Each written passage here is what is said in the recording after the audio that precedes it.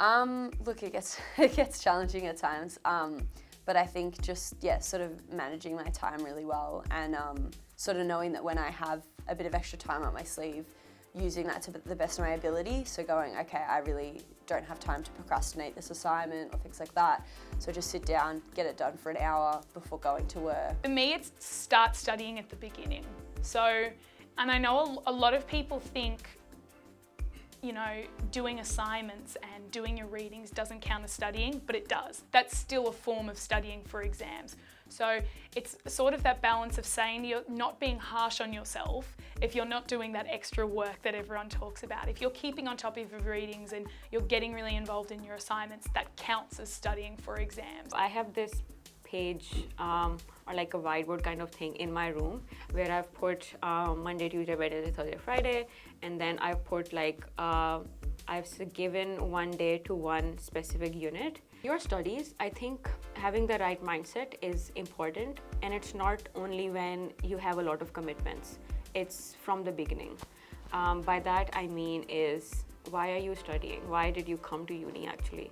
So we have to reflect on that very from the beginning.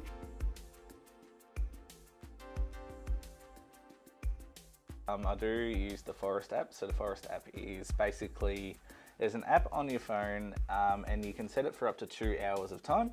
And pretty much once you set this timer, you're not allowed to touch your phone.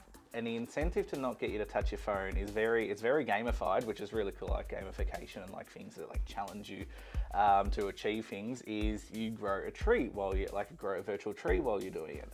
And if you touch your phone during that time period, like you've set your time for 2 hours and you touch your phone, the tree dies. No, I'm pretty old school. I just have a book diary that I write in, and I have been using my phone a little bit, just the notes app. And then I suppose in terms of keeping on track of mental health, using mindfulness apps like Calm and Smiling Mind are really important, just to make sure that while you're keeping on track and keeping organised, you're also keeping in mind of your mental health. I think when you have a lot going on, you obviously need to have a management system.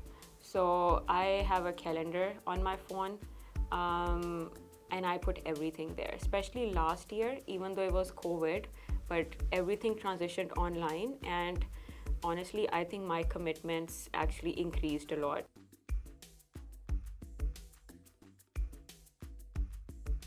I read over the notes, go back over textbooks. I pretty much have a textbook for all my subjects, so I go back over that or any sort of readings. And then I always try to do a quiz if like the teacher's offered one, or if I can find one online, because I find that that's the best way for me to know what I don't know. It's important to make a future plan of what's going on and keep track of it. It doesn't mean that you have to follow it rigorously. Always to tell yourself that you can change those things around, but it's always good to sort of plan out what's in front of you and keep that organisational cycle going.